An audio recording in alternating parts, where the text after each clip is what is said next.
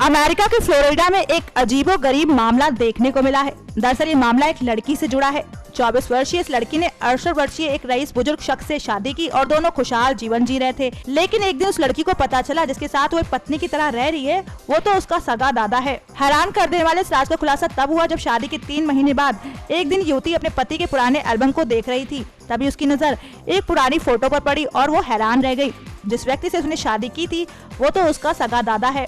सूत्रों की माने तो जब युवती अपने पति की फोटो देख रही थी तो उसमें उसके बुजुर्ग पति और पहली पत्नी के बच्चों की फोटो थी। उसमें उसके पिता भी शामिल थे। पूछने पर पता चला वो बुजुर्ग पति की पहली पत्नी का बेटा है। इस हिसाब से वो उस युवती का दादा है।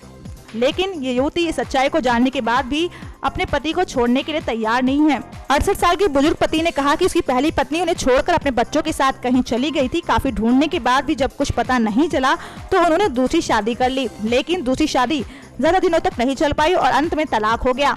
उसके कुछ समय बाद इस बुजुर्ग की लाखों की लॉटरी लग गई, जिसके बाद बुजुर्ग ने फिर से शादी करने का फैसला किया। एक डेटिंग एजेंसी के माध्यम से एक लड़की से मिले और दोनों की शादी हो गई। बुजुर्ग ने यह भी बताया कि उन दोनों का रिलेशन बहुत खुशहाल है और दोनों की खूब पटती भी है।